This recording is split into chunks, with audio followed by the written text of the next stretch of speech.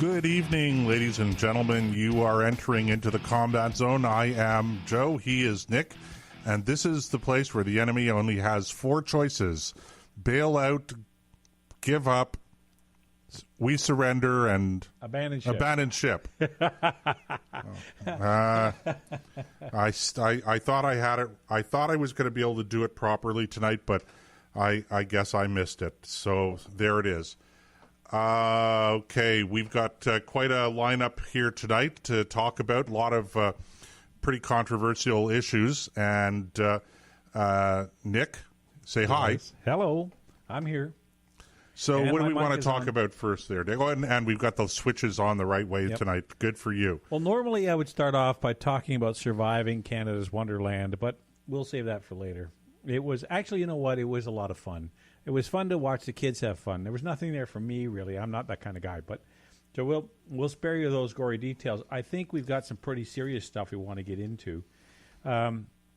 Geez, where do we start? Let's start with the Kavanaugh hearings. Sure, absolutely. Because you know that's what everybody's talking about now, including here in Canada. It's funny, you know, you watch the news in Europe. I watch Sky News and BBC in England.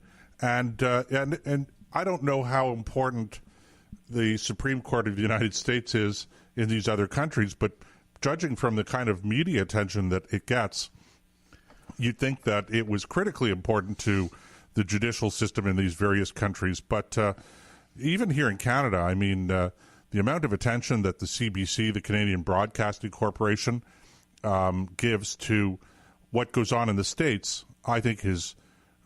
It's way out of proportion, and it's no doubt about it. Which is funny because because it's essentially a government arm. So you think that the CBC would not be spending a whole lot of time talking about what's going on in Washington. Well, it's out of proportion because the vast number of people who pay attention to this particular case.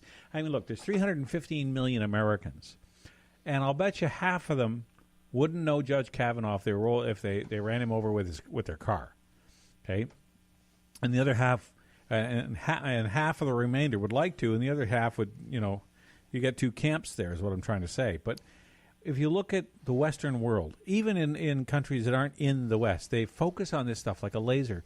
And the reason why I've never understood this, whether it's the presidential race or American politics, have a quality about them that attracts people who have no say.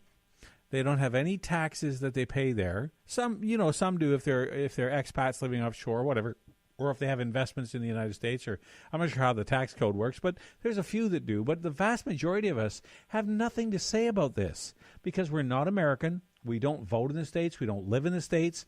And that's true whether it be Canada, Australia, the United Kingdom, India. It doesn't matter. And yet, for some reason, we love to pay attention to this stuff, and it's almost, at least in Canada, as much a passion as hockey is. And I just never understood that kind of logic. We have enough mess in our own backyard to deal with, yet we're focused way over the top. You're right; it's completely out of proportion to how serious. And it does matter in a general sense because they are the big boy on the block, and you want to know what's going on with him. But we don't have any say in this. Okay. I get it. It might matter who the president is, so I get the idea of paying attention to the presidential elections. Right. It might matter what the composition of the Congress is, the House of Representatives or the Senate, but really, who really cares about who is on the Supreme Court? I don't get it. I just don't see that it makes any difference to us. But having said that, I did watch the hearings. Right. Last week, the subsequent hearings, the supplementary hearings, where Dr. Ford testified in the morning about the alleged incident attack on her. And I'm going to emphasize something I think it's really important because, after the hearings, if I'm not mistaken, they were on either Wednesday or Thursday. I don't recall. Thursday, I think they were. I was reading on Friday.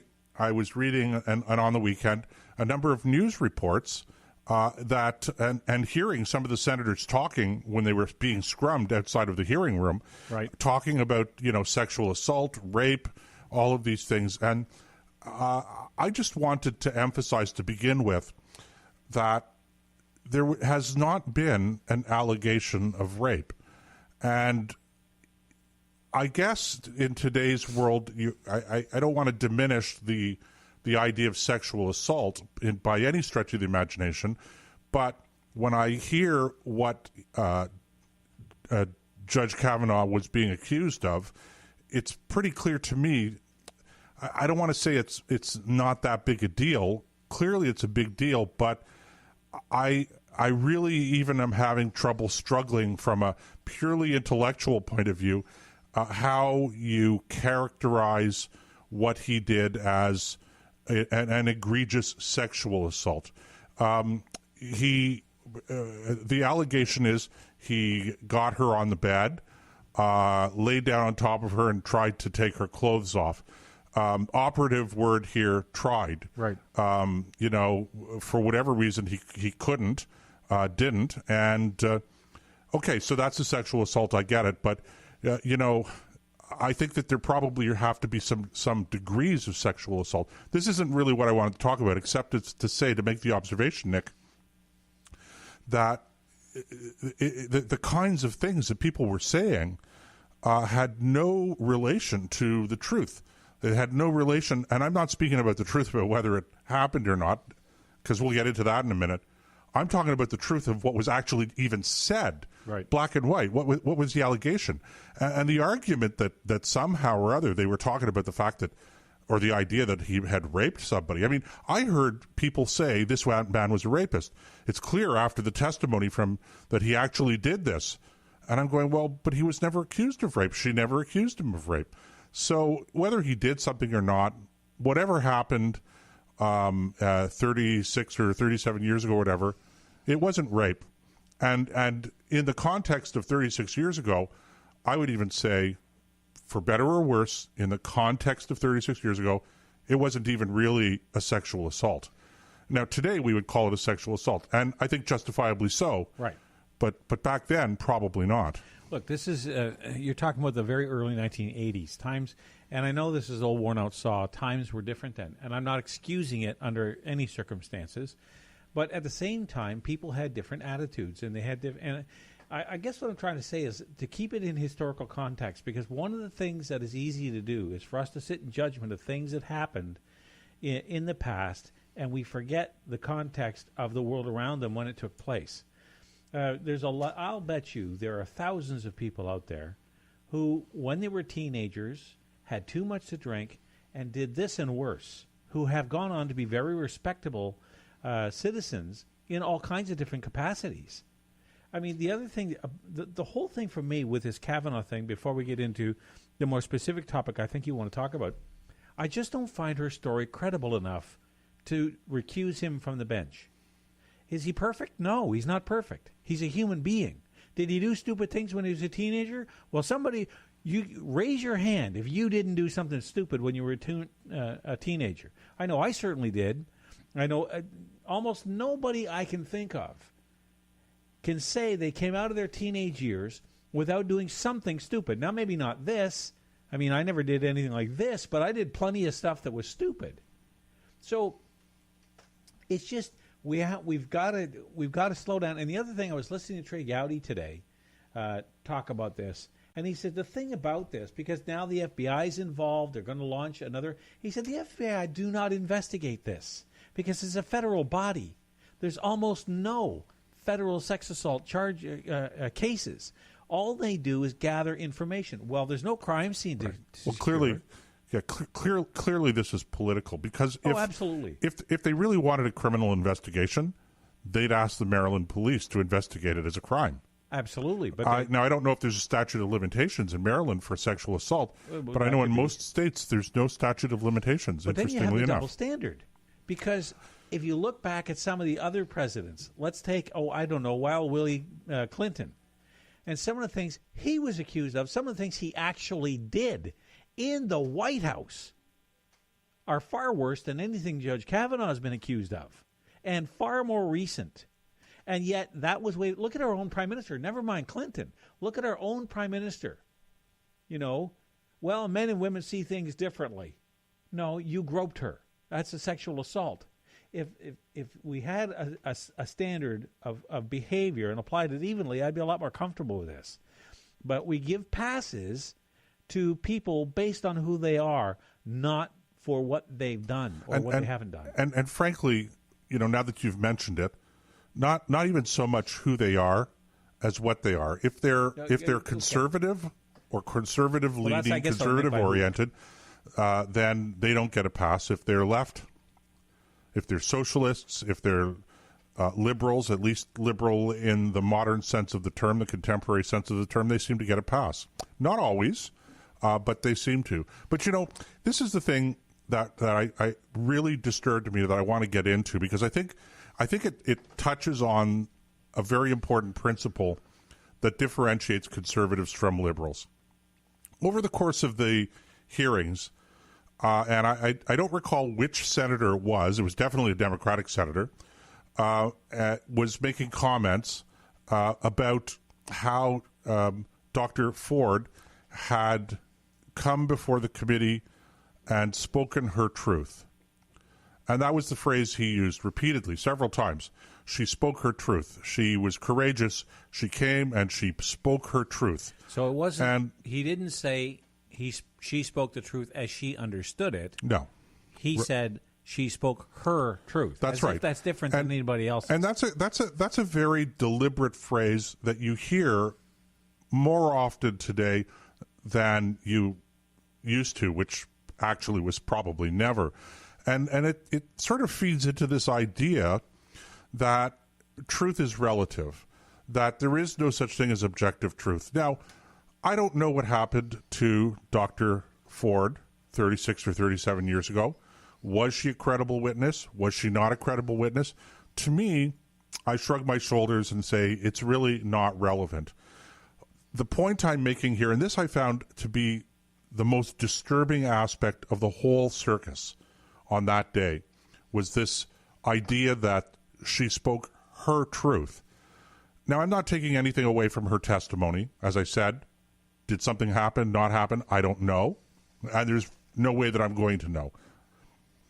But the idea that she has a truth that's different from anybody else's truth is simply wrong. And this, I think, is a very important point to make. Truth is not something that's one person's truth or another person's truth. There is only one truth, and it's objective. It's not subjective. Now, you could have your own perception of what the truth may be. So she has her perception of what the truth was, or the way she portrayed it. Judge Kavanaugh has his perception, or the way he portrayed the truth. And to be perfectly fair, to be perfectly honest, neither of them could be relating the actual objective truth. So we all have our perceptions. And the way we perceive the world may be very different from the way other people perceive the world. And how we portray the world may be very different from how other people portray the world. But the idea that somehow or other, the fact that there are differences of opinion on what the truth is, does not, by any stretch of the imagination, validate the idea that there is no such thing as objective truth. Well, as a friend of mine once told me, there is no such thing as objective truth, or subjective truth, sorry. Truth is subjective, not objective. In other words, other way around. So the other way around, right. Yes. Right. It's objective, not subjective. In other words, it doesn't change. It's always true. Like it's always true that walking down the street with a loaded pistol and shooting somebody in cold blood is always going to be wrong, no matter what anybody says. You could write laws till the cows come home. It doesn't matter. You're going to have a situation. The truth of the matter is simple. You cannot take another person's life for no justifiable reason. But there are certain circumstances under which you can, but they're very limited, and we all know what they are: self-defense, defense of country. The state has the right to execute people for heinous crimes, these kinds of things. But you just can't walk up and kill somebody. And that will be true. That was true yesterday. That's true today. And that'll be true tomorrow, no matter what anybody has to say about it. That's objective truth. And that's what's wrong with what that Democratic politician said when he expressed himself saying she told her truth, as if it's different than somebody else's. No, there's the truth. She expressed her version of it as she best remembered. And there's big holes in her memory about this particular incident, given the fact it was 36 years ago. She was a teenager. There's lots of problems with this. So the idea that people are now floating this idea about subjective truth rather than objective truth is the cause of a lot of problems. Because if it's true that truth is subjective, how can you write a law? How can you have codes of conduct? Why? What good are if somebody were to say, just to use a ridiculous example, well, the speed limit is 65 miles an hour. Why are you doing 85? Because my truth is, I think a reasonable speed is, the way I don't believe that law. I think that the reasons for that law are invalid. Therefore, I think I can impose my own set of rules on myself and drive at 85 miles an hour down the highway. No, you can't, because the truth is the law says. No, that's your truth. That's not my truth. It's just crazy, and leads you down all kinds of really dark garden paths. Okay, so getting into how this differentiates conservatism from other political philosophies or other social philosophies, the idea, talking not just about truth, but is there such a thing as an objective moral order? And conservatives generally believe that there is such a thing as an objective moral order. There has to be. There is such a thing objectively as right and wrong. And I think that's a fundamental conservative principle. I agree with you. It's not, everything is not relative. There is such a thing as right and wrong. And I recall a number of years ago, I was doing a televised debate with somebody who was heading a humanist society, I believe, in Ontario. And at the time, there was a controversy about advertisements that had been put up in the transit system. I believe it was in the city of Hamilton, but I stand to be corrected. But I think it was at Hamilton. At any rate, these signs were talking about how you can be good without God, so relax and enjoy yourself. I think I remember that. Something along those lines. I'm paraphrasing, of course, okay? So, and this humanist society had paid for these advertisements, and the television show, it was a news sort of magazine type of thing, and I was a regular on it at the time, regular not being every day, but 2-3 times a month they'd have me come on to debate some of these left-wing, right-wing things. And so I was on with this fellow from the Humanist Society, and he went on talking about how, well, of course you can be good without God, and you could do this and that and all this stuff. Why do you have to have religion, and why do you have to have God? And the host of the show, then it came to be my turn, and she asked me the same question. Well, can't you be good without God? So I said to her, you're really asking the wrong question. The question you have to ask is whether or not, it's not can you be good without God. I think we can all agree that you can be a good person without believing in God. The real question is, if there is no God, then what is good? So define good. So I told her, I threw it back to her. I said, define what is good. And so she came back with, I think, something that we all would agree with. What is good? Caring for the poor, caring for the sick, caring for the elderly, respecting people, not stealing from them, not killing them. All of these things are good things, but the question you have to ask yourself is, objectively speaking, what is it that makes these behaviors good behaviors? And that was the point I made on this show at the time. I said, look, yeah, great, these are wonderful behaviors, but why do you define them as good?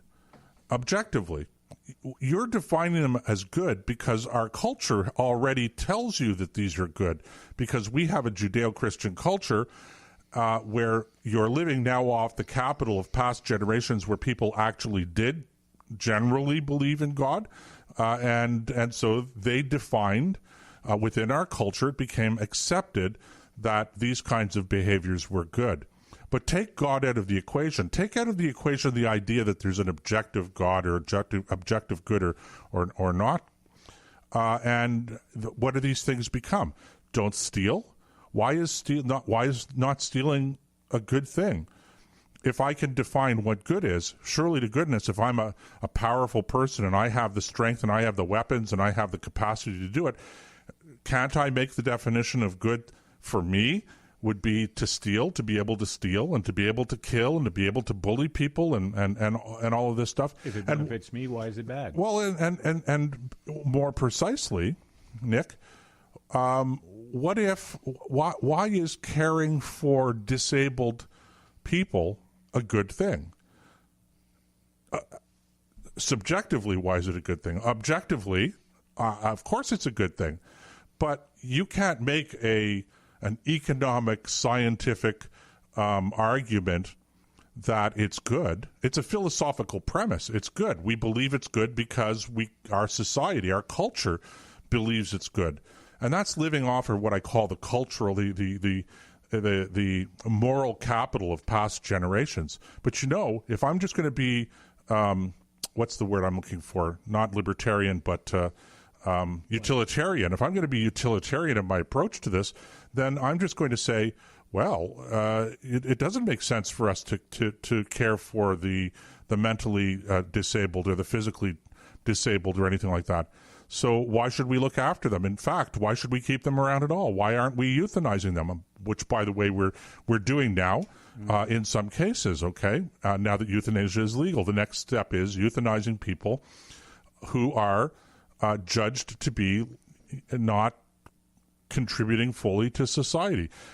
Oh, and by the way, the most successful utilitarian society thus far created in the history of humanity, is National Socialist Germany. Mm-hmm. Emphasize the socialist, by the way. Of course. So, again, these are the points that I'm making. And so this, from a philosophical and intellectual point of view, and I know maybe people don't want to hear this. They want to get into the partisan wrangling about Judge Kavanaugh. Did he do this? Did he not do this? Oh, those darn Democrats, they treated him badly. And maybe they did. I think it's pretty clear to me that, and I don't have a dog in the race, you know what I'm saying? I'm not American. I don't care, Democrat, Republican. But it's pretty clear to me that somewhere along the line, somebody on the Democratic side of this played silly bugger with the process in order to, okay? But, and that's what everybody wants to talk about, and I get it, but for me, as I said, the most disturbing part of the whole thing was this notion that a person could have their own truth that's different from anybody else's truth. There it is. That's the end of my rant. Well, I think that you've laid that out really well because, as you pointed out, if truth is not objective, it's not truth. It's just interpretation, and that's what it all comes down to. And that's what I think is a big problem within our own culture, is because people have begun to believe in subjectivity more than objectivity, then they can make the world any way they want to. And you see this manifest in all kinds, in this whole transgender thing.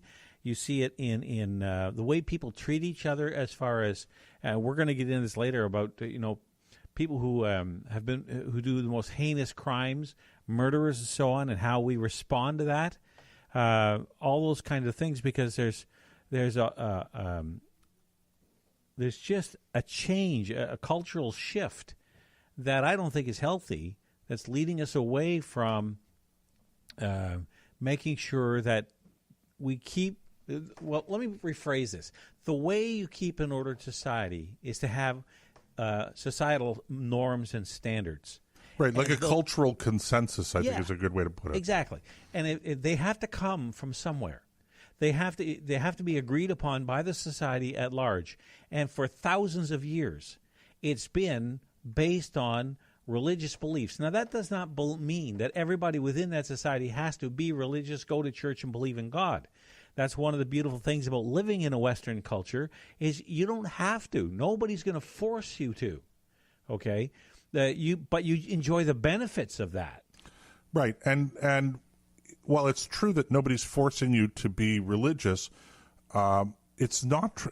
It's also true, I should say, that in today's society, government more and more is forcing you to not be religious, and I think that's for me that's the number one problem with all of this is that I don't really care if I'm a religious guy, as you know, and so are you, and so we have our point of view. And I think it's the right point of view. And whether it's right or wrong, I think that the contribution that people like we make to society, I think, is very important.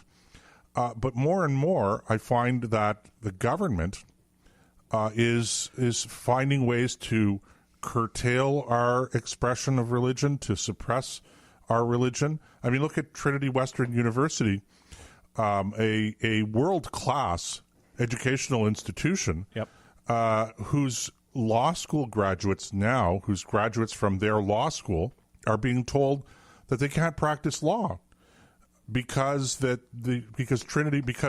not even because they attended Trinity Western University, but because as students of Trinity Western University, they had to abide by, to sign a code of conduct. And abide by that code of conduct as a student while they were there. And that code of conduct, not surprisingly, because the background of Trinity Western University is evangelical Christian, no surprise that code of conduct, irrespective of what your religion is, there's no religious test to get into Trinity Western University, but they do expect you to follow certain moral standards as part of being a student there. And that disqualifies these people from what? You don't want to have premarital... One of the things is you don't engage in premarital sex. Right. That disqualifies you from being a lawyer in Canada? Apparently. It's absurd. But it's the same thing, though. It's what Trinity Western was trying to do was to impose the same kind of conditions upon the students that you or I might impose upon guests in our own home. Like, if somebody comes into our home, we have the right to impose certain restrictions on what they can do and the way they can behave. Like if somebody comes in and says, I'm a nudist and I'm taking off all my clothes because I'm indoors. No, you're not, because this is my house and I do not allow that here. Right. According to I'm using this as an analogy. Sure. According to the court of I think it was out of BC, they would say to me, you have no right to impose that on them. Well, and because you're trying, anybody who it's just right. It's a little bit of a ridiculous example. But it's not even imposing. Like if we had guests in our house, or you had guests in your house as you're describing, okay, you could say I'm imposing those rules on you, but there's no imposition when it comes to Trinity Western University. It's purely voluntary. Yes, it's true that if you don't sign the code of conduct and agree to abide by it, you can't really be a student here. Okay, but there are dozens of other schools that you can attend. You want to attend Trinity Western University? That's a choice you're making. Live by the rules. Yeah. And people do live by the rules, and they don't object to the rules. There it is. And they come out with a first-class degree in whatever it is. World-class. Trinity Western University is a world-class university.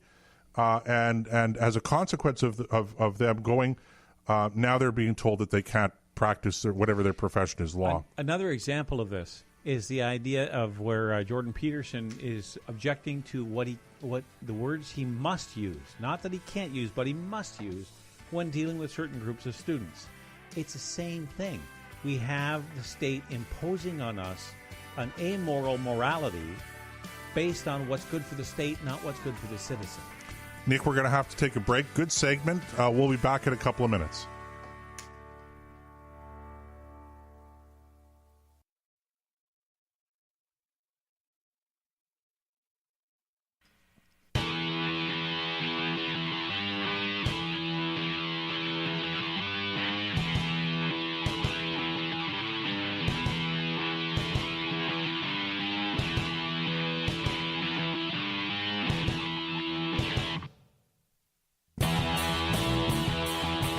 Everybody, welcome back to the Combat Zone. He's Joseph, I'm Nick, and in the first half hour we were discussing Judge Kavanaugh. Well, that's kind of what led into the conversation. We get into objective versus subjective truth, and I really enjoyed that conversation. It's a very serious one. We don't have it often enough. And the other thing that we did was if you missed that segment, I suggest you go back and listen to it, because we laid out the difference between progressives and what conservatives believe when it comes to truth. So go back, and if you get a chance to listen to this podcast later, go back and especially listen to that first half hour. Now, in the second half hour, we want to get into, there's a situation highlighted in the National Post, and it is from the date. Oh, I never remember to write the date down. Anyway, it's, I think, today or yesterday. And the headline is here, let's see.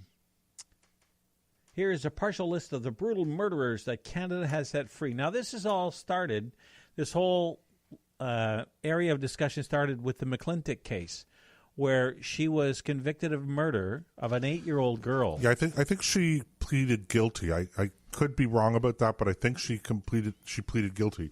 The murder of 8-year-old Tori Stafford. Yeah, right. And she and her boyfriend or her husband together. She went out and bought the hammer her boyfriend murdered her with after he raped her at 8 years old. Well, and I believe she actually was the one that lured young Tori Stafford into the car. So she wasn't just a bystander. She was an active participant in the crime. Yeah, she was as guilty as he was.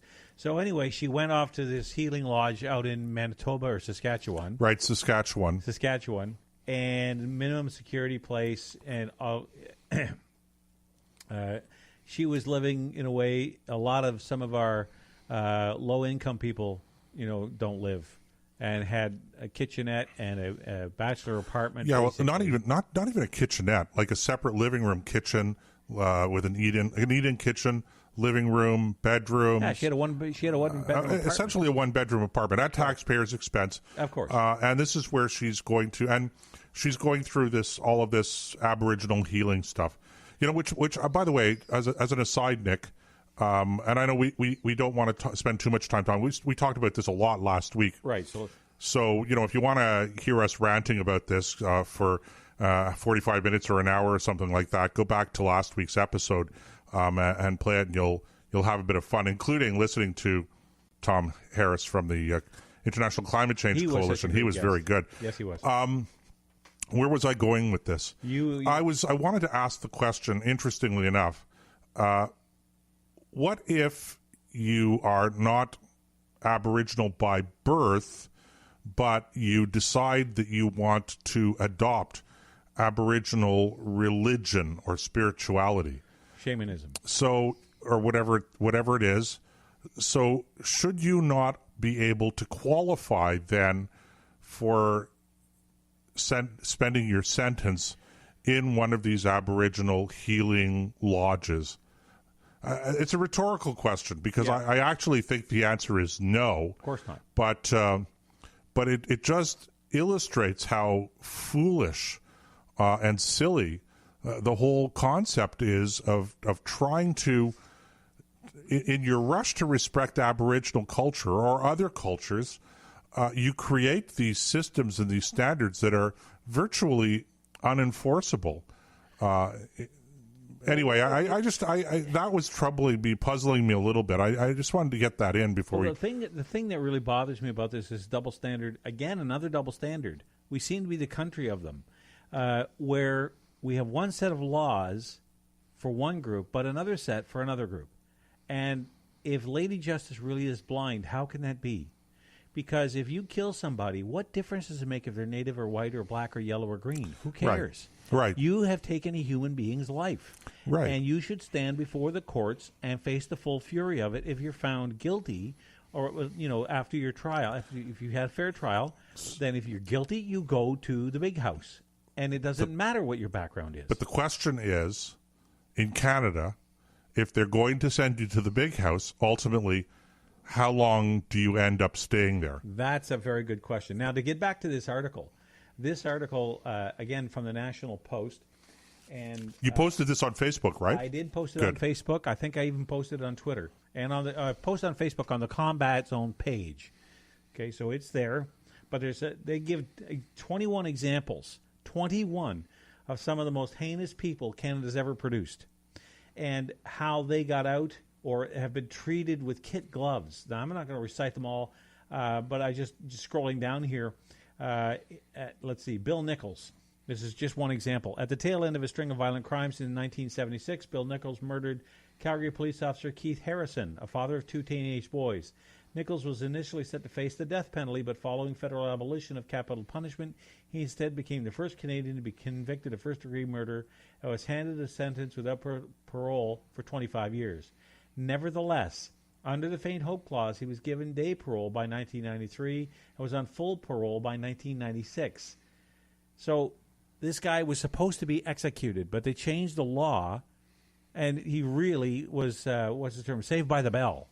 Okay? He didn't get to meet Mr. Hangman, because I think that's how we executed people in Canada up until the abolition. So he was going to be hanged, and then because he wasn't hanged, he's walking the streets in 1996 after murdering a police officer. Right. So how do you explain that? And by the way, if you go through this list, there's example after example after example of these people getting out despite the fact that they're still a risk to society and a known risk to society, and committing crimes again and again and again. It's just I won't read all the stories, but guys like Stephen Leclerc, the murder of Pierre Laporte, he was the guy, the Quebec MP that was murdered during the FLQ crisis. John Martin Crawford, George Lovey, Wayne Bodum, Gerald Thomas Archer, Penny Baudreau. Just some of the. If you read the stories in this article, and I highly recommend you read it, you've got to ask yourself, how did we get here? Because the old saying, well, the Liberals love to hug a thug. And there's certainly some of that.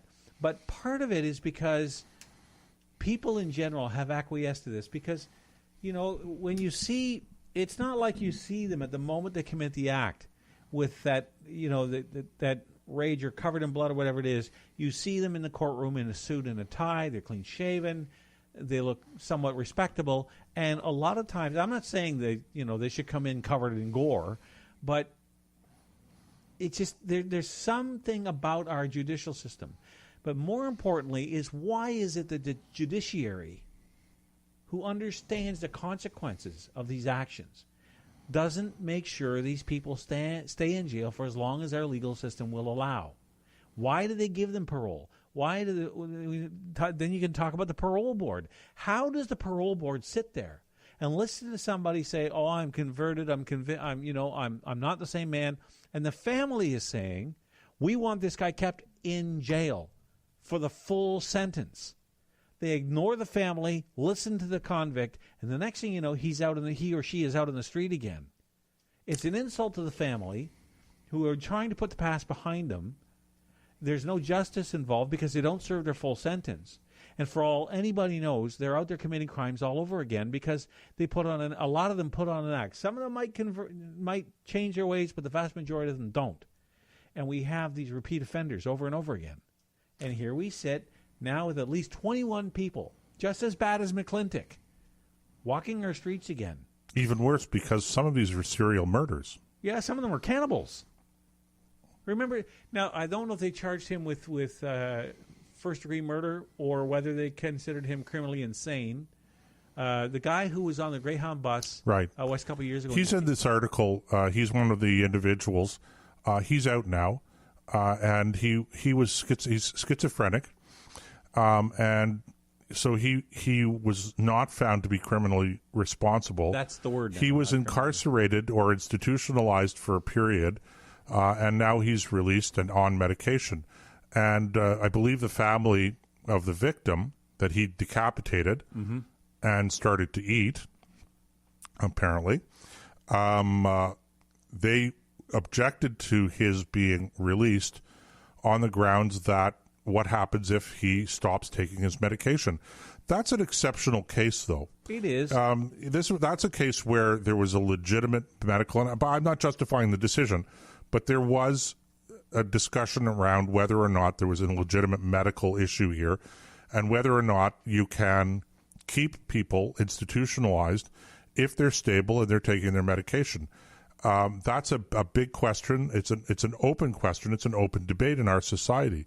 But some of these other people, in fact, the majority of these other people, we're not talking about medical issues. We're talking about sexual assaults, sexual assaults against young children, murder, rape, mayhem. They get sentenced to long sentences. In most cases, not all cases, but in most cases, they get long sentences, and then they're out after a short period of time, a relatively short period of time. So somebody might be in for get 25 years out on parole after 10 years, right? Stuff like that. So it's not like they're serving only 1 or 2 months or 1 or 2 years. Yeah, when we say they're out sooner, it doesn't mean that they don't spend any time. But of course, but none of that justifies the situation. The argument is, and the argument that's being presented is that they're rehabilitated. And now, in a lot of cases, it turns out that they were rehabilitated. But what do you do in a case where somebody genuinely, sincerely is rehabilitated? That's the dilemma that these parole boards have come up against. Now, I don't care. I think it's wonderful if you have a life-changing, if this is a life-changing event and you turn your life around while you're in jail, and maybe if they let you out early or whenever they let you out, you're going to be a model citizen. I'm willing to grant that, and I'm going to say that it's not relevant. Because if you've done the crime, you have to do the time. What's happened here is that we've seen gradually over a period of time a transformation of our criminal justice system, moving away from the idea that we punish criminals to the idea that we rehabilitate them. So, in a sense, when you think about it that way, why would you be surprised when this lady gets moved from a penitentiary to a healing lodge, even though she's complicit in the murder of an 8-year-old little girl? This is exactly what I think drives the victims' families crazy, is that while it may be true, and I grant you the same thing, that maybe they have had an epiphany, maybe they have changed their ways, they have still have to pay their debt to society. We have shifted from punishment to rehabilitation, and punishment taking the secondary place. And I think it's backwards. Or not even secondary, just not being relevant anymore. Oh, fair enough. Okay, that's fine. But if I know Tory Stafford's dad was very emotional and just pleaded with the government to put this woman back in a federal pen where she belongs. And, of course, they didn't listen. And they're defending their decision in the House of Commons. And it's, for some reason, the thug is more, the criminal is more important than the victim. I've never understood that. And yet, if you get a speeding ticket, there's an extra tax on top of the ticket called victims of crime. I wonder how much of that money actually goes to real victims of real crime. But then you set that aside. I just thought... Well, no money, even if all of it goes, no amount of money is enough to compensate for some of these crimes. I mean, that's true. Your parents... there was one case, the name escapes me, where the boyfriend did something or sexually assaulted this girl, and warned her that if she went to the authorities or whatever, that he would murder her family. She told on him. She reported him, and he did. He murdered her parents, and I believe also a brother, a young boy. And so, no question, guilty as charged, goes to jail, out after a handful of years. So, how do you even begin to compensate from a financial point of view the survivors of that kind of a heinous crime? Okay, let me take this into the political realm for a minute, because I think both of us agree that these kind of things are simply outrageous, and that we need to do something to set this right. Do you think there's any political will or any political capital, especially with stories like these that we're hearing about more and more frequently? I mean, we had the case on the East Coast where the guy who was the son of a vet was getting treatment for PTSD that he inflicted on himself while committing the murder. You've got the McClintock case. All these cases are kind of coming to a head. If you were running a political party today, a federal political party, would you bring back the death penalty into your platform? That's a great question. I don't know. I don't know that I would. I'm kind of two minds on the issue of the death penalty. In principle, I'm not opposed to it. I think last week I mentioned that my wife, who was writing columns for one of the major newspapers here in Canada for a number of years, once wrote a column, and I promised that we'd post this, and I forgot to ask her. So, I'll have to. She didn't listen to the show because she would have remembered it. So anyway, the title was "Some People Deserve to Die." I do believe that some crimes are so heinous, so outrageous, so unjustifiable that the perpetrator deserves the death penalty. Has forfeited his life. Okay, as a matter of principle, as a matter of practical application, there are instances where people are wrongfully accused and wrongfully convicted. So, the murder of Sammy. How do you balance those competing interests? Let me finish this, Nick, because it's really important. Because I hear people talk about the death penalty all the time. It's a legitimate debate, okay, but it's not relevant because it's a red herring, because what we're being told, or false dichotomy is actually probably the proper term to use here, because we're being told on the one hand that we can't have the death penalty because of all of the issues that are surrounding the death penalty and whether or not there's wrongful convictions, et cetera, and the moral question. There's a moral question that people rightly ask, and that is, should society be able to kill its members? Okay. Ironically, in Canada with euthanasia, the answer has become yes, except when they commit a crime, okay? Yes. So, the ridiculousness of that is so in your face, but that's a topic for maybe another show.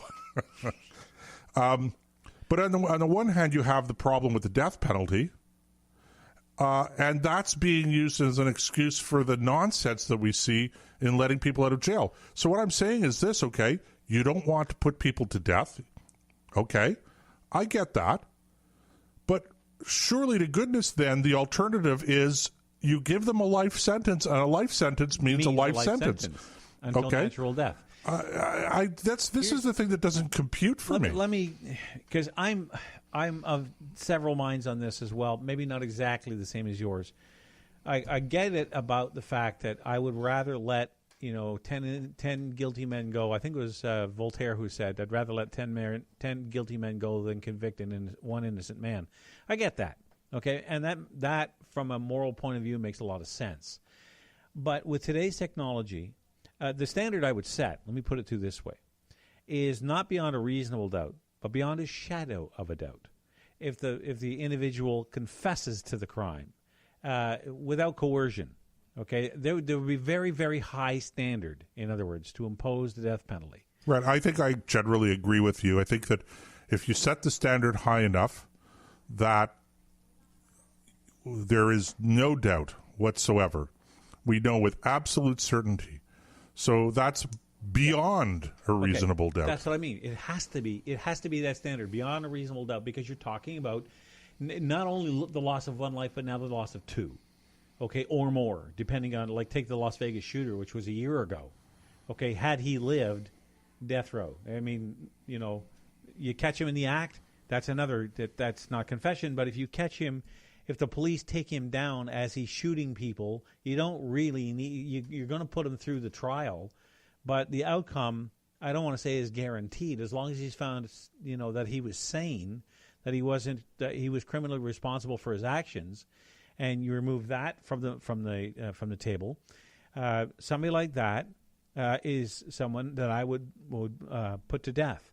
Now, on the other side of the coin, if you don't have the death penalty, then and one of the reasons I'm hedging a little bit on this is because Pope John Paul once said, yes, we have in the right in principle to defend society against monsters.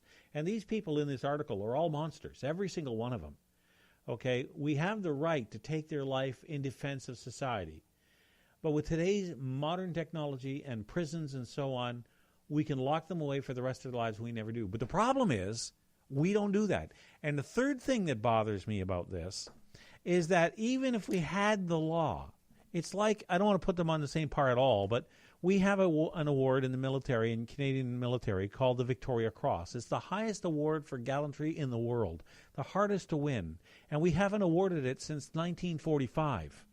Okay, even after Afghanistan and Korea and the different operations that we've been involved in around the world since then.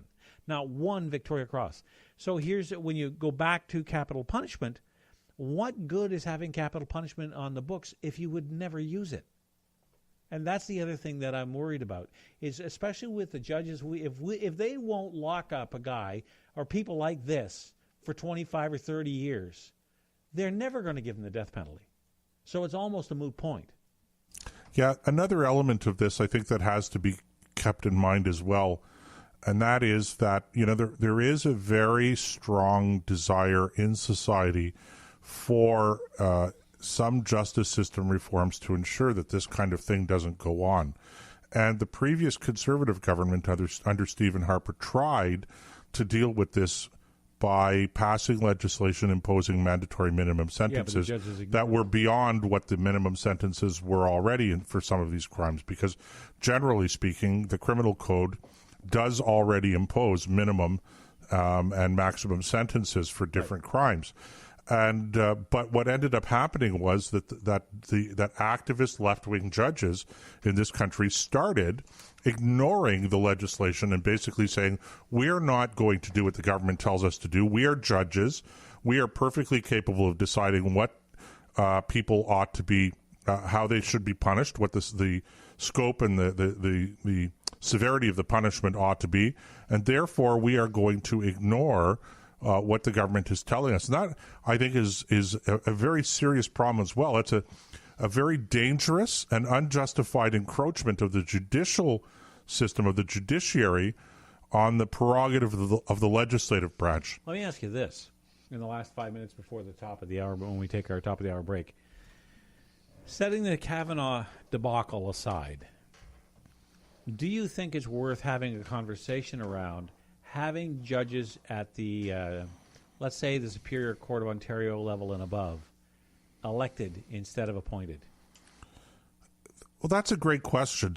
Obviously, there are reasons why we don't elect judges, and it's important to understand that if you go into the United States, not all states and counties elect their judges. They're different. Some states have elected judges. Right. Some states have elected judges. Some states don't have elected judges. I don't know. I guess if I had to make a decision, I'd say that I lean towards unelected judges. Well, here's why I asked the question. Because when you look at this list of people, there had to be a judge somewhere involved that said, yes, okay, and signed. Yeah. No, it's the parole boards, and they're not judges. In fact, many parole boards are political appointees but they're not actually judges. They don't have the who kind should be of. on the parole board? Well, It's I should be on the former parole board Yeah, for you starters. and me You and me both, yeah. That's right, because you know how many of these people we will be walking around that come through our door. Yeah, and next time they want to appoint you to the parole board, somebody's going to pull out a recording of this show. That's right. And that statement just disqualified you. I realize that. And there was never really much of a chance of me being appointed to the parole board. Well, you never know. Doug Ford there in Ontario, eh? Oh, I can't wait. I don't think parole boards, I think, are federal anyway. But who knows? Maybe we could make you a justice of the peace. Well, see, now, and again, because a justice of the peace doesn't even have to be a judge. He can be anybody. Correct. So who knows? Maybe there's hope for us yet. But the point I'm making is that when you look at some of the things, if you're talking about the parole board, the people who actually let these people out of prison should not be political appointees. They should be former Crown attorneys. Well, maybe, but I don't know. I don't. I think a lot of this, Nick, is just it's more symptomatic of what I think has become a very ill society. I agree. I don't think.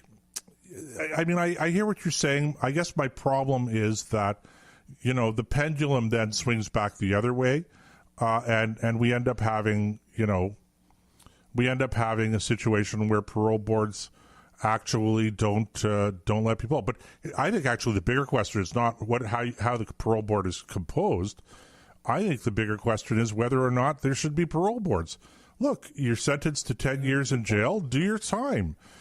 10 years. And if you want to standardize it, you say, okay, 10 years in jail, and after 10 years, 1 year and a half way-house so that you become reacquainted or rehabilitated. I hate that term. In society, reintroduced to society. I suppose that's a possibility too. But again, whatever the system is, there are going to be flaws, and there are going to be people, and there are going to be mistakes. Yeah. I think what I see now that troubles me with this is it's systemic, and systemic not that it can be fixed by changing the system, systemic in that it's, or maybe the better term is endemic. It's part and parcel of what society is now, and our parole boards are reflecting our misplaced mercy on people who I think have forfeited the right to claim mercy. I think you're absolutely right. And it's as far as that goes, you're right about, it's going to be mistake-ridden. There's no doubt about it. Human beings are prone to make mistakes. And I think that it's about time that we started to deal with the mistakes that we made, but not let that stop us from doing the right thing overall. Like when you watch Corey Stafford's dad, think about the agony that he's been through. It's time for the Top of the hour, Nick. We're going to have to go for a break. I was afraid you'd say that. Okay, we will catch you on the other side.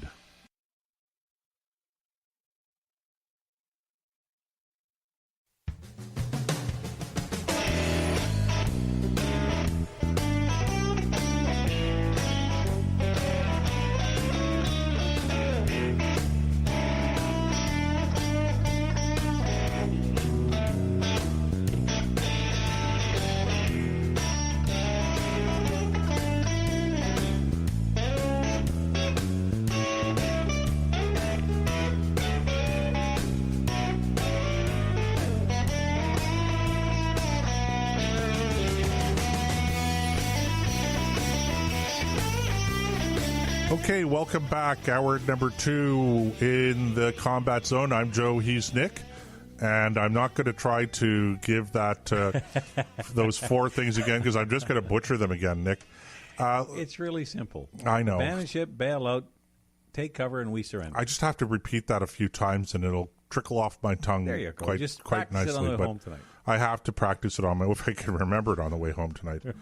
So we've just been spending the last hour. We started off talking about the Kavanaugh hearings and the notion that whether or not there's such a thing as objective truth, and great conversation around that. And then we moved over and started talking about the revolving door criminal justice system here in Canada, where some of the most heinous criminals have been released back into society well before their prison term is over. Many of whom, if not most of whom, have turned out to reoffend back into jail, and reoffend and then go back into jail.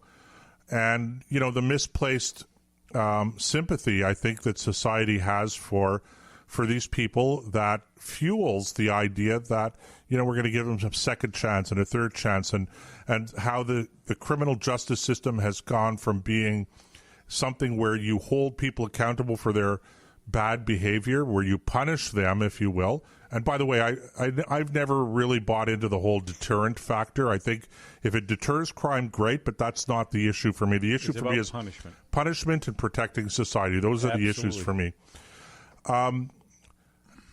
So it may sound like a little bit of a shift, but really it isn't, because I think that what we want to talk about in this segment, the United Nations, and some of the craziness that's going on over there, I think, again, is reflective of some of these idiotic attitudes that are permeating so much of our society these days. And one of them, of course, is this notion that the International Court of Justice now is telling the United States that whatever they're doing in terms of sanctions in Iran must not harm humanitarian aid and that kind of stuff. Services linked to civil aviation as well. And civil aviation in Iran, really? Well, okay. Well, I guess they have civil aviation, and it's whatever. I guess they don't want planes crashing, etc. But again, it's this notion that you can compartmentalize things. Okay, look, the Iranian government is the world leader in financing and planning terrorism, and just the other day, the French government named the senior Iranian intelligence officials as being behind a foiled mass attack on a demonstration in Paris, a pro-Iranian freedom demonstration in Paris, and what did the French government do? They've announced sanctions against these individuals. I guess they froze the individuals without, again, this. If I seem a little tongue-tied or speechless on this, it's because it almost leaves me speechless how the government, how any government could turn a blind eye to this kind of stuff. And somehow or other think that, gosh, if we just punish those guys surgically, we're going to freeze that bad guy's assets, as if somehow or other he's going to be hurt by this, that the government that he works for is not going to look after him. That assumes that there's no other bad guy standing behind him waiting to try the same thing or something similar, right? So in other words, you take him out, there's a guy standing right behind him willing to do the same thing. You don't punish. It's like, look, go back to any particular war. You pick the war. I don't care which one. You catch a spy. Okay, now spies have a very short lifespan if they're caught by the side they're spying on. Traditionally, they get shot. They get gleaned for any information they have, and they either become a double agent, or they end up standing up against a wall, and they let the air out of them with little bits of lead. So, if you take your pick your war. This is because this is basically a war as well. So you've got these Iranian agitators, fifth columnists, spies, whatever you want to call them, who are there on behalf of the Iranian government. Don't think for a second they didn't actually show up, just pull it out of their hat and say, this is what we're going to do. It takes planning and it takes logistics to pull these kinds of things off. So to go after one guy without looking at the government, then send him and say, do that again, and here's our response. There's none of that. It's all this mentality, well, it's just one bad apple, one lone wolf. No. It's a coordinated attack, and you need to recognize it for what it is. So getting over to the United Nations, you can see the same kind of mentality traced out of The Hague, where this International Court of Justice is. It's the same mentality. I guess the big problem I have, quite apart from the ideology that goes into these kinds of stupid and bad decisions, is that they actually think that it's relevant. So the Americans obviously are thumbing their nose at it and saying, "Yeah, well, I can hear Trump it's really nice. Thanks for the advice, but no thanks. No, exactly. Thanks for the advice, but." have a nice life, guys. We're going to go ahead and do what we're going to do. And by the way, let me just say, I know that when you have these kinds of broad sanctions, it hurts people. It hurts average people. It doesn't just hurt the government. It hurts average people. But the truth is, it's got to hurt average people. And it's unfortunate. Nobody wants to do it. But that's the nature of effective sanctions. They hurt a cross-section of society. And if that's average, if the average man in the street or woman in the street in Iran doesn't want to feel the pain, then they're going to have to do something about the policies of their government. You can't just target the government. Well, because the government's what? It's made up of the people, Now, in Iran's case, it is a totalitarian state. It's not like you're talking about, Jamaica. It's just that, as ugly as it is, sometimes you have to help these people overthrow that government in whatever means necessary in order to start all over again. Sure. So when the UN sits there, you realize the hypocrisy here. The UN is telling the U.S. that it shouldn't be imposing sanctions that harm humanitarian, that get in the way of humanitarian aid coming in. If you remember back during the Iraq War, and there was everybody says the first and second Iraq War. It wasn't. It was one long one with a pause in the middle. Anyway, there was the oil for food scandal, which took place on the UN's watch. I forgot about that. I know. Most people don't even pay attention. It was the biggest Most people scandal probably in don't know what history. it was going to. Sure. I mean, it involved Kofi Annan, who was the Secretary General of the UN at the time.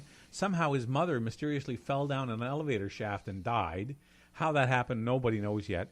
But they were guilty of allowing Saddam Hussein to funnel off billions to rebuild the Republican Guard.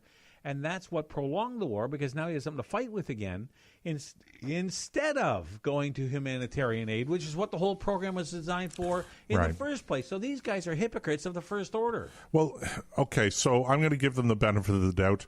I'm going to say that the court, the judges on this court, ruled according to their conscience.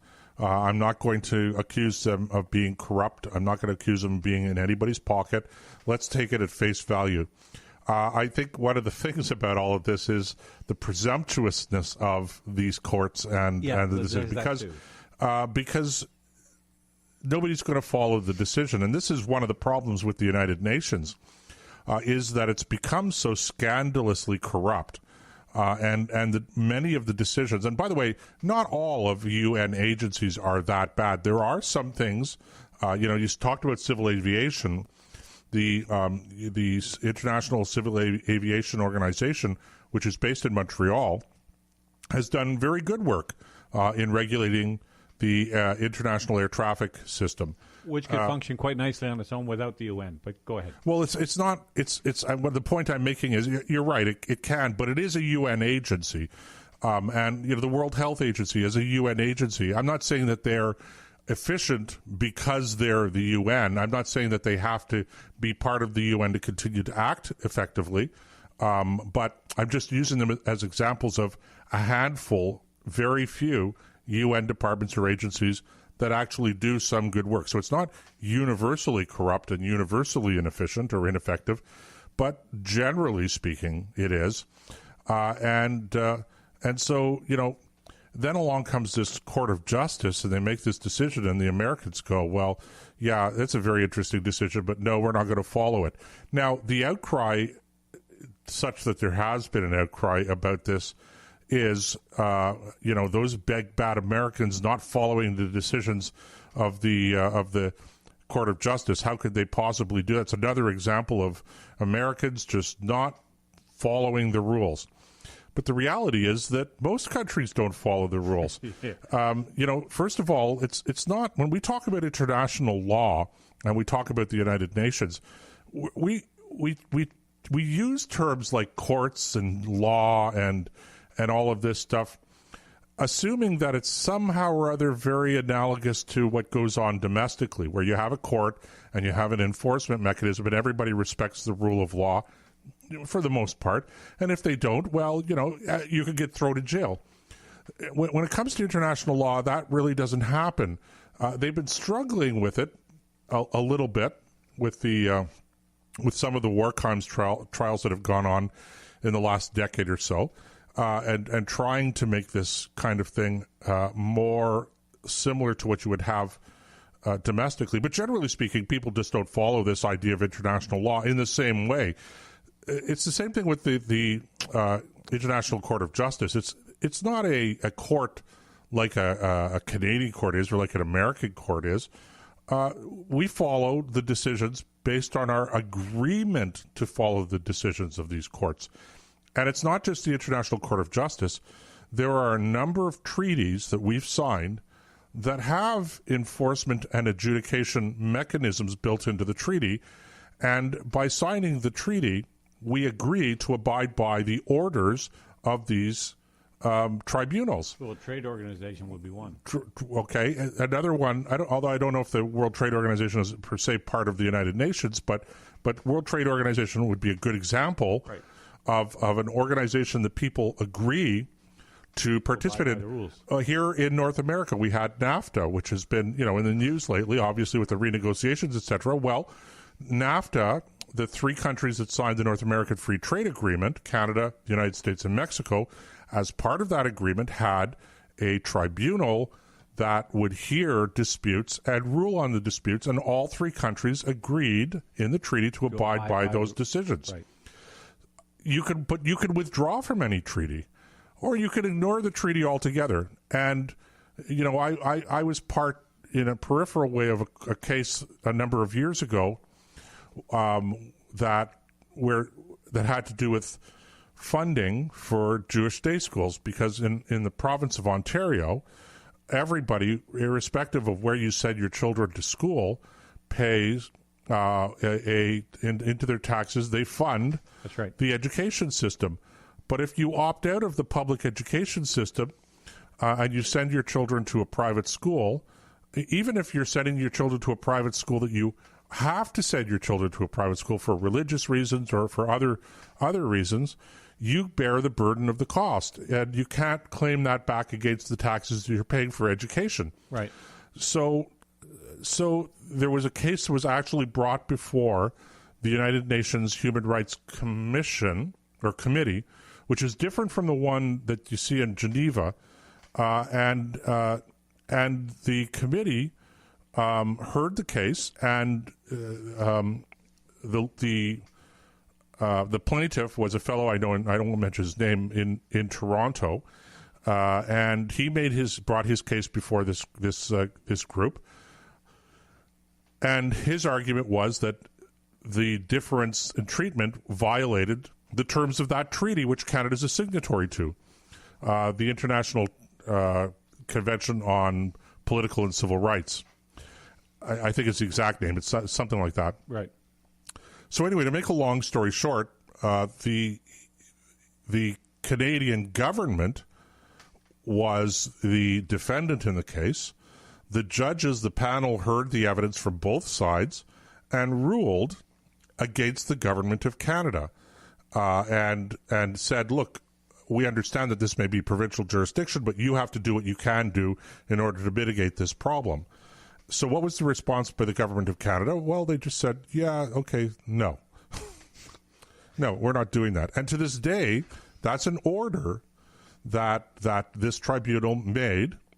And it's just an example. There are other examples that I could cite of Canada and other countries that are signatories to these treaties that have agreed in solemn declarations to abide by the decisions of these bodies.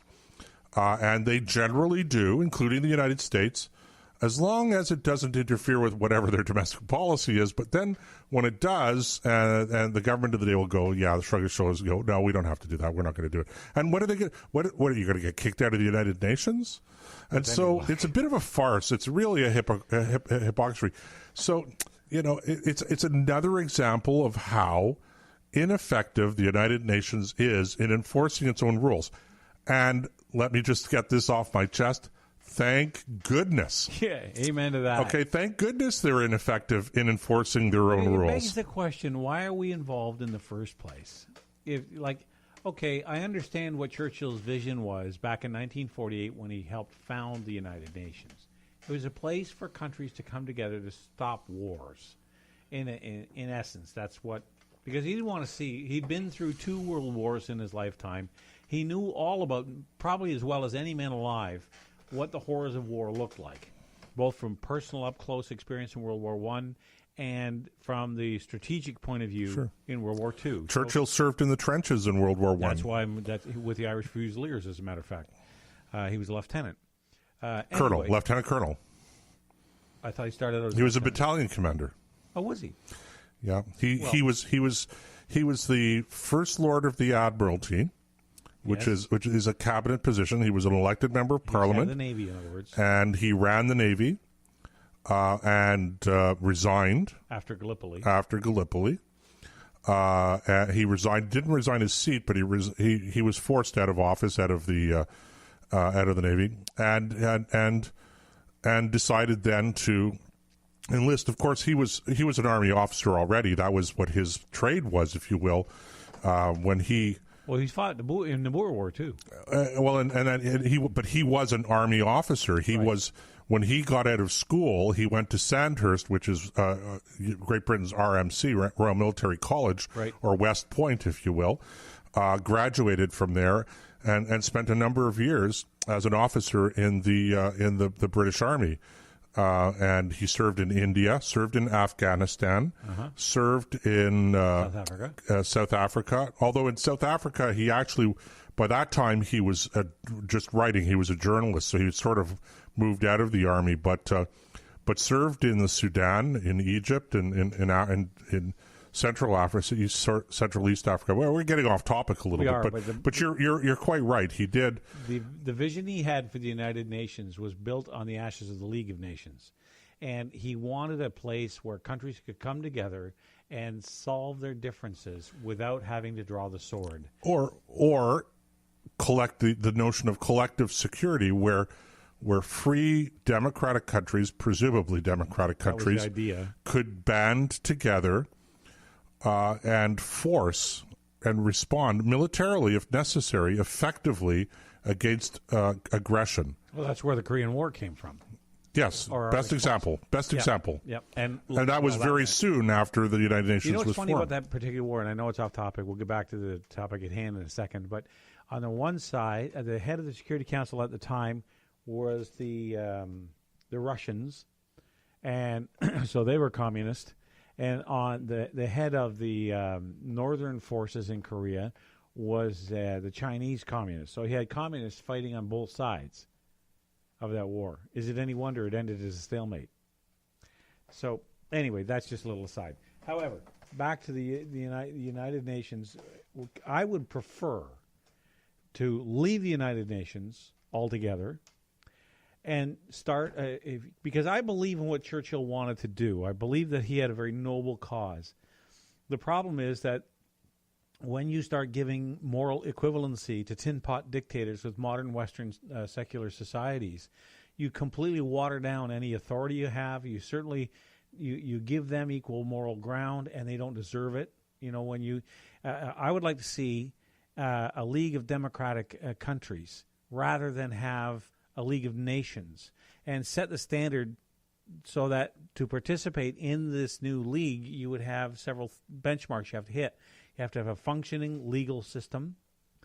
You have to have democratic elections and certain things like that in place and functioning for a number of years before you're admitted. Because otherwise, what makes you different than, say, Iran or Saudi Arabia or any the UAE, or any of these other little, and some of these other little hellhole countries? By opening the door to everybody, you completely destroyed the validity of the organization. I don't disagree with you. I think that the fly in the ointment with that would be, how do you exclude countries like Russia and China? No, I understand that, but you understand also that the United Nations in its original inception obviously couldn't exclude the Soviet Union, which clearly was not democratic. But as a general comment, I think I agree with you. But I think one of the problems with the United Nations is that, in addition to it being a forum with every tin pot dictator, okay, I'm not sure that that's the only problem or even the biggest problem. I actually think that the biggest problem with the United Nations is that it's got its fingers in everything. In other words, okay, if you're talking about collective security and you're talking about having a forum that's going to reduce, if not eliminate, international conflicts, that's one thing. But that's not what the United Nations does today. And in fact, one wonders whether or not it's actually ever done that really effectively throughout its history. But what's it involved in today? Human rights tribunals, several human rights tribunals, which we know are just total shambles, okay, yep. And sham. But what else? UNESCO, protecting historic sites around the world. Refugee boards. Humanitarian aid. Humanitarian. Climate change. Yeah, how can we forget about climate change, throwing that into this? Imagine that. It's not... what it is the United Nations purports to be some kind of a quasi-pseudo-world government. And that I have a real problem with. Yes, and the reason why is because I think that, in my estimation, the largest organization that an individual can hold to account is a nation state. And the reason for that is, if you go back to, let's take the United Nations, and let's say, for an example, we have and I know there's a lot of conspiracy theorists out there who will say that's what they're working for. And maybe they're right, I don't know. But let's say for a moment that that's what we have. We have a one-world government where the nations all gather and they vote on things. There's, what is it? I'm trying to think of the world population right now. Is it 8 or 9 billion? Yeah, it's somewhere in that range. Okay, so let's pick 8 just to make things easy. 8 billion people on the planet. It's probably higher than that, but let's say it's 8. You've got 36 million Canadians. Even if, let's say, they wanted to pass some draconian law that would have a huge impact on Canada. So every single Canadian goes to the polls and votes no. We're only 36 million out of 8 billion. We aren't going to get heard. That's right. The problem with the United Nations. Well, that would be a political problem, of course, but then they're not looking for democratic approval of whatever the policies are. So again, the good thing is that whatever they do, whatever guidelines are coming down pronounced from on high, at the United Nations headquarters in Manhattan, okay, we don't have to listen to them. And a lot of the things that the UN says we should be doing or not doing, we don't listen to them. That, as I said, is part of the problem, and it's actually part of the beauty of the way the United Nations works right now. So it's really ironic. The climate change issue is actually a good example of the problem, and, right. And that is that it's not that we're compelled to follow these rules; it's that countries like Canada that actually do try very hard to live up to the standards that they've signed on to with their treaties, et cetera, and agreements, as flawed as the performance might be, they do try. We do try. We're the only ones, countries like us, we are the only ones that do. And so, we end up being punished because we're the only ones that actually follow these rules, whatever the rules are. To the degree that we follow the rules. Right. Let me just, fit that in. This is, in principle, this is my problem with the United Nations, is that our voice would be swamped. Even if it was, even setting aside everything you just said, even if it was effective, thank God that it's not. But because it's not, that adds to the fire, or fuel to the fire, of why are we involved in the first place?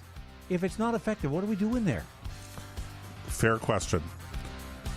Okay, we're going to go for a break again. We'll catch you on the other side.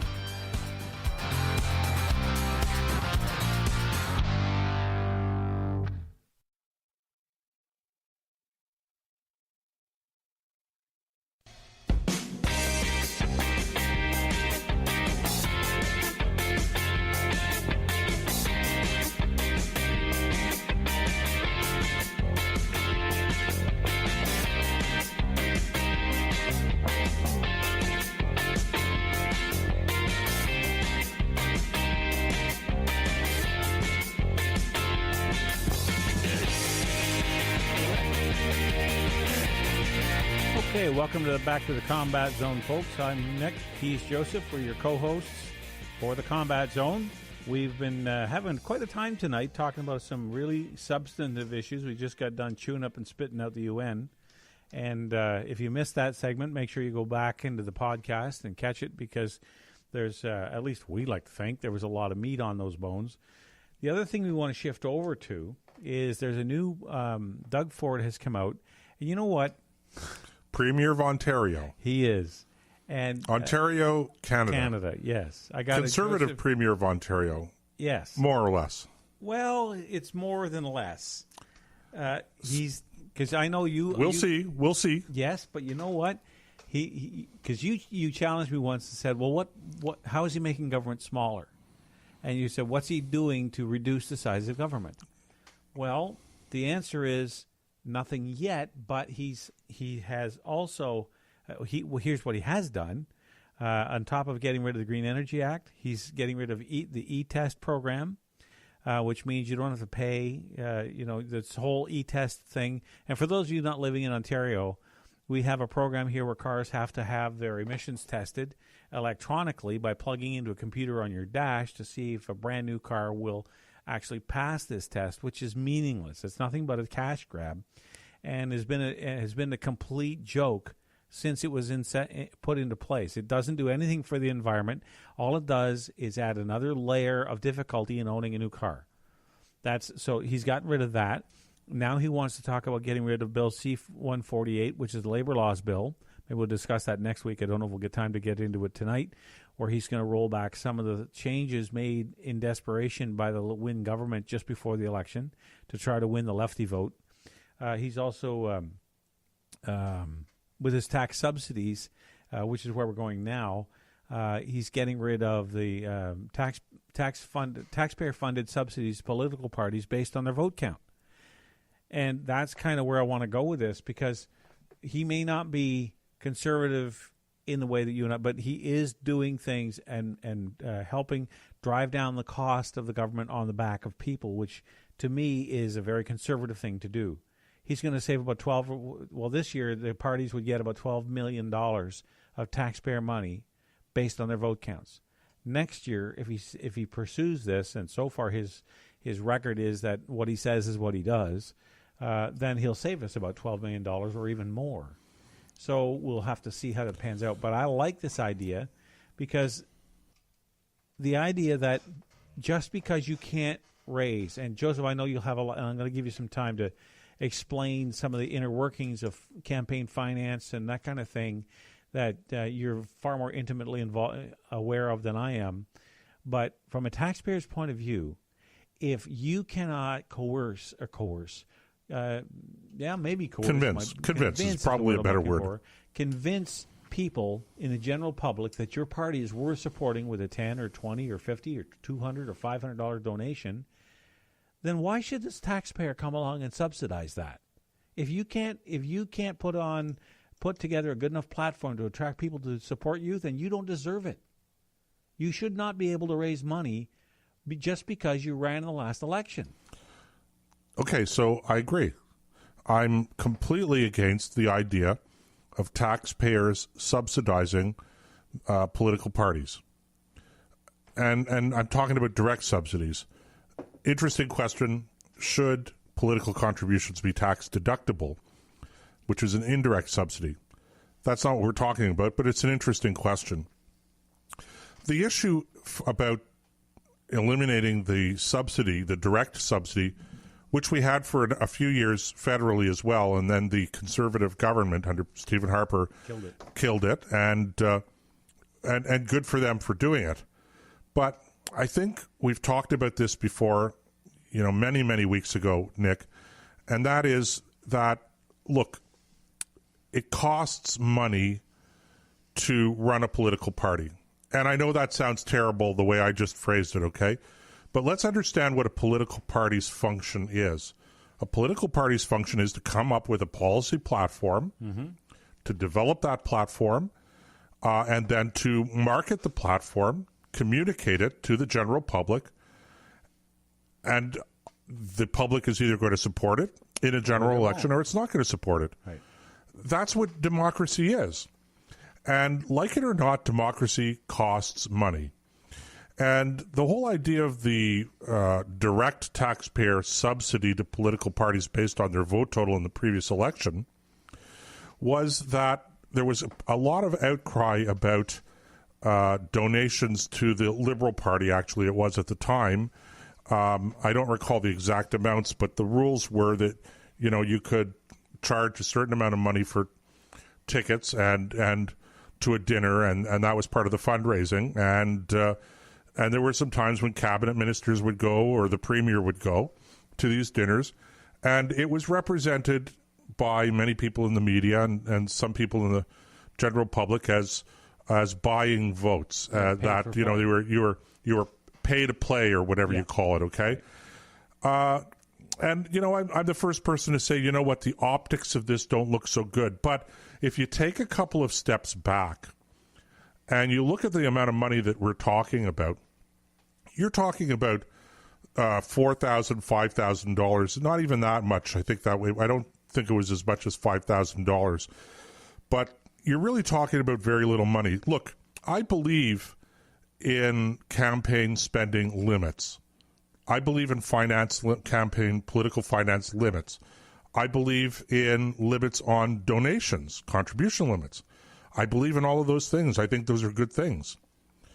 But that's as a matter of principle. But if you're going to have limits, you have to have limits that still allow political parties to operate independently from the government. And by the government, I mean not the party that's in power at the time, but the government writ large, okay? Right. And what we've done in this country, and in Ontario in particular, is we have lowered the amount of money that you can contribute. We have eliminated whole classes of society that cannot give contributions. Okay, if I'm a limited company, right, there are lots of companies out there that are one-man shows. That's right. Or two-man shows. And it may be convenient for me to stroke a check from my company for the limit right now in Ontario is give or take $1,200. Right. Okay. So whether I give $1,200 personally or I write a check from my company gives the $1,200, what difference does it make? I'm not buying an election with $1,200. Double it, I'm not buying the election. No. Triple it, I'm not buying the election. That's $3,600. I get it. The idea is we don't think that people should be able to buy elections or buy politicians. But is there anybody out there that really, really believes that you're buying a politician by making a $3,600 contribution? And who cares whether it comes from a corporate account, quote unquote, which is just a limited company. Yep. Okay. Or it's coming from a personal account. Well, what difference does it make? The thing that I think most people don't understand is if you're a politician or a politician wannabe, are you going to risk your political future for $3,600? Is that what your future is worth to you? Because that's what you're doing. If you allow that to sway that donation to sway how you're going to vote, that's what they mean by buying election. Right. They're changing the way somebody would vote. Well, $3,600 isn't going to sway anybody's vote. That's my point. I know, and I'm agreeing with you. I'm just saying that people have to understand that even if it was $5,000, okay, or 6 or 7, look. It takes hundreds of thousands of dollars to run any campaign, almost at any level. You talk about just to run for a mayor in a moderate to large-size metropolis, okay, or city. You're talking tens of thousands of dollars. His chances, hundreds of thousands of dollars. Hundreds of thousands. If someone were to run against the mayor of Ottawa, Jim Watson. Not that there's going to be of anybody with any credibility anyway, or Clive Doucette, no disrespect, but you're not going to win. The point is that it would cost hundreds of thousands of dollars. So if somebody slips you $10,000, and it comes out later that changed the way that you're going to vote on something, your career's over, and nobody's going to take that risk. Well, but the point I'm making is that there is no risk because $10,000 is not going to buy a vote. because you can't do anything. $100,000, maybe I'd think twice about it, okay? But at $10,000, it's not going to happen. But look, there's a practical implication of all of this, okay? And I've given this example to a lot of people lately. Let's take in Canada, the typical riding, okay, is give or take 100,000 people, a little north of 100,000 people. And this campaign spending limit for the typical riding in a typical general election campaign is somewhere around $100,000, a little north of that, and it varies depending on the riding, the size, etc. There's a formula, but let's just use the number 100,000. It's a good round number, and it's not far off. So let's just say 100,000 voters, 110,000 voters. So that would usually translate into roughly 50,000 households. Okay. Probably a little bit less, but let's say 50,000 households. Let's keep the numbers really easy. Good. Okay. If I want to send a letter to 50,000 households in an election campaign, right, introducing the voters to me or to my candidate, because I don't run for office, I run campaigns. 50,000 households is going to cost me close to $100,000. That's right. With postage and the printing and the envelopes and all of this stuff. So I cannot, based on the limits on what I'm allowed to spend, I'm talking just about the spending here. I'm not talking about the contributions, just the spending. Right. I can't communicate effectively with my voters. So what do I tell a prospective candidate? I tell the prospective candidate today, because of these draconian, archaic, senseless rules, you don't have a choice. You can't talk to your voters. What you have to do is spend your money on finding the people that already agree with you, and spend your money not on convincing people that your platform is correct, but rather find the people who already think your platform is correct.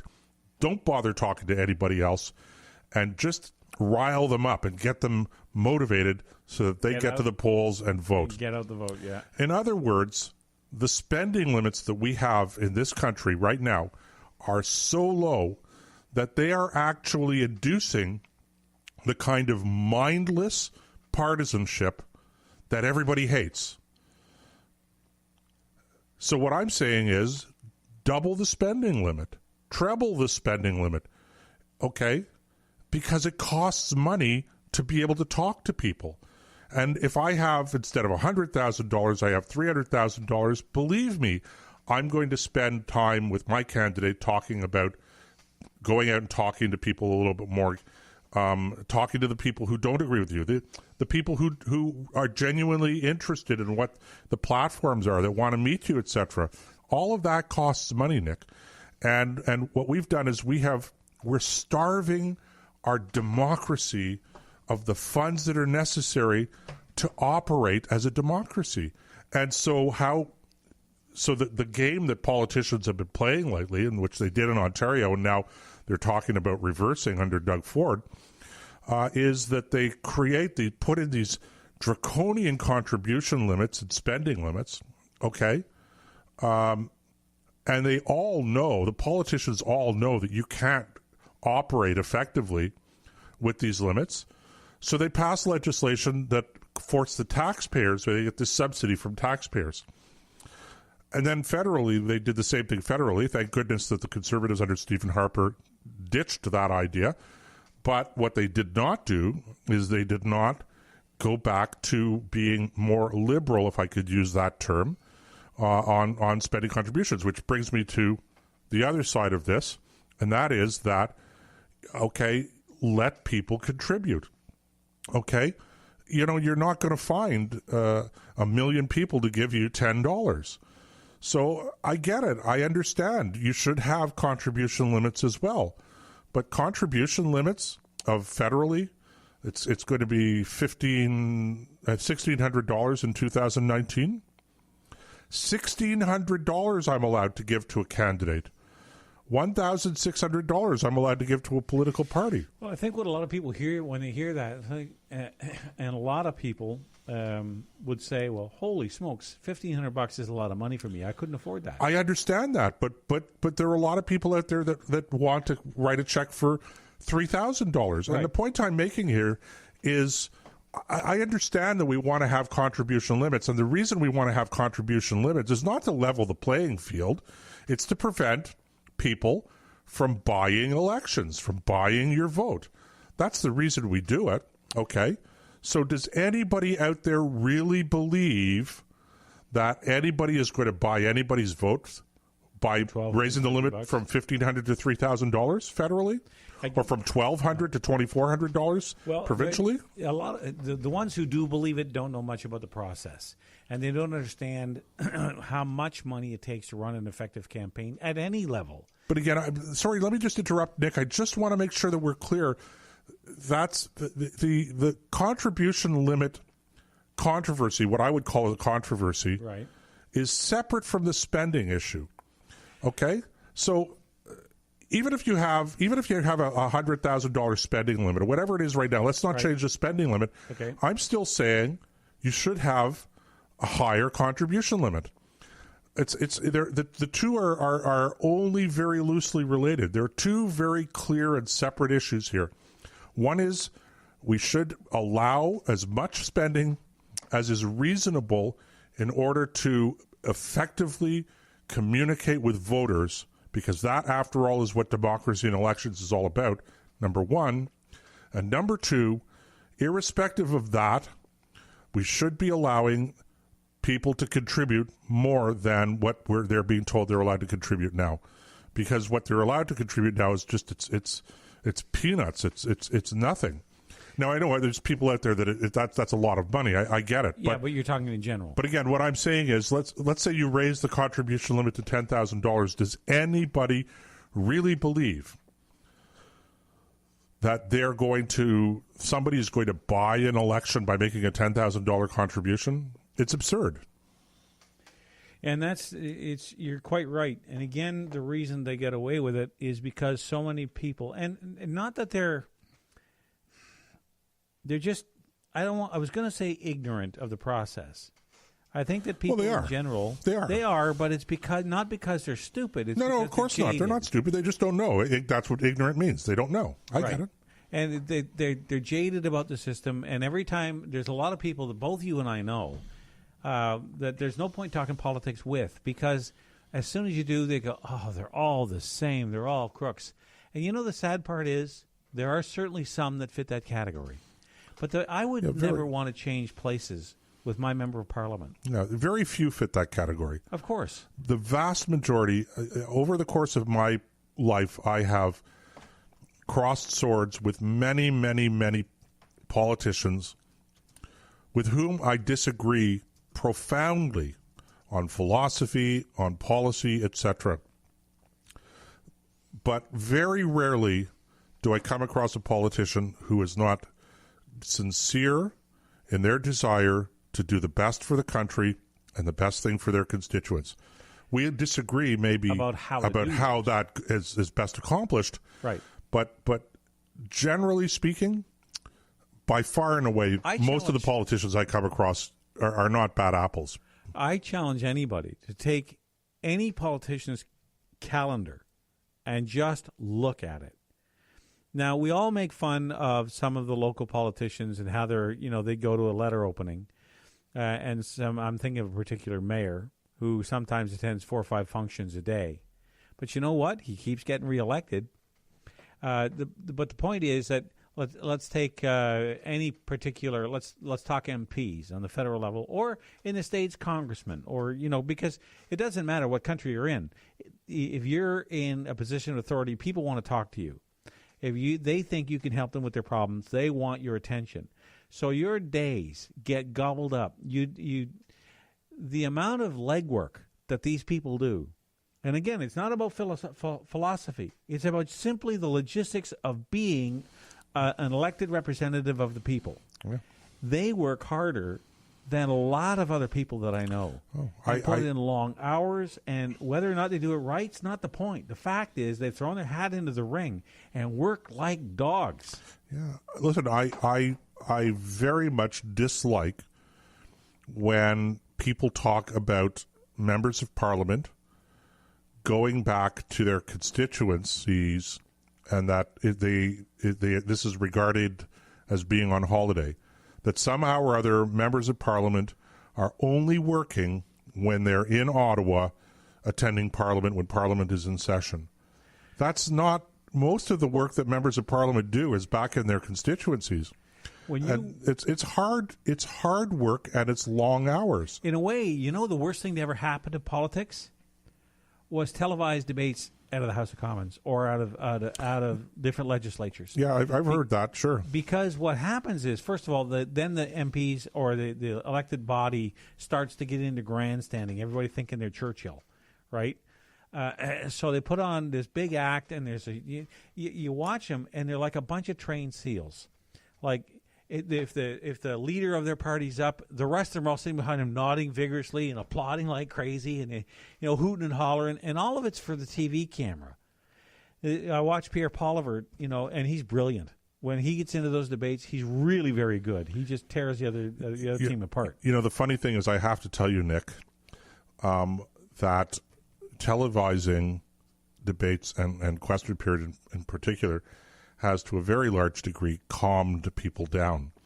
Some of the sillier antics that I've seen over the course of my career they don't do anymore because they know they're going to get caught doing it on television. Fair enough. That may be true. I don't know. But when I watch it, it looks like a house of clowns. Right. And you should have seen it before TV cameras. Oh, well, I'm kind of glad they didn't. But the point I'm making is people think that's all there is to it. They get up, they go through question period, which is only one day a week. It's not even a full day, I don't think. No, it's a little less than an hour a day. Yeah. It's every day, but it's a little less than an hour a day. Yeah, sorry, you're right. Right.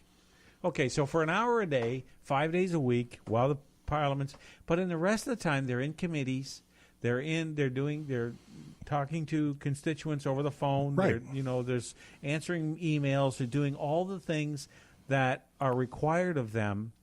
And everybody says, well, they make a lot of money. Well, if you ever looked at their schedule, you wouldn't think it was quite as much money if you were doing it. And on this subject, and we're running out of time here, but let me just make sure that I squeeze this in, Nick. I talked about spending limits, and I talked about contribution limits during election campaigns, and just generally year in, year out. But what we haven't talked about is the meager budget that we give members of Parliament in order to hire staff, and the consequence of that is that they cannot hire competent staff to develop their own ideas and their own policies, and to promote them, and to mature them, and to research them. And again, as a consequence, all of the policy, it doesn't come from members of Parliament. It actually comes from the leader's office or the Prime Minister's office if your party happens to be in government. And everybody complains about the centralization of government. And I'm saying the best thing you could do to deal with the centralization of government is simply to double or treble the amount of money that you give to members of Parliament to run their constituency offices and to run their parliamentary offices.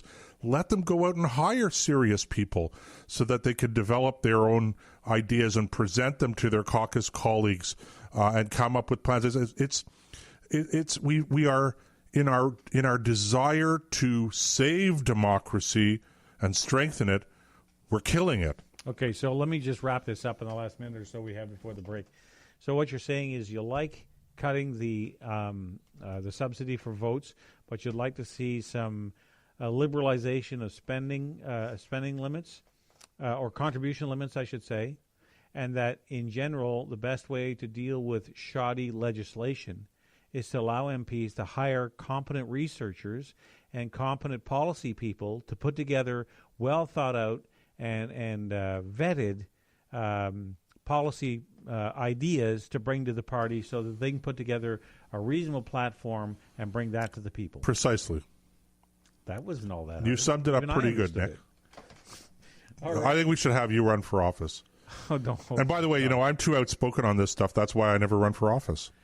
You think if you're But if you want to get elected, call me. yeah, if you Send me an email. Outspoken. Oh my good Lord, I wouldn't last a week. Anyway, all right. Well, it's time for us to take the top of the hour break. Oh no, it's the end of the show, Nick. Oh my God, it is. Look at Yeah, that. there you go. Here I am. Think we got another hour to go. Okay, send us your comments to comments@thecombatzone.ca. Comments at thecombatzone.ca. And we will see you next week in the Combat Zone. I look forward to it. We'll see you all then.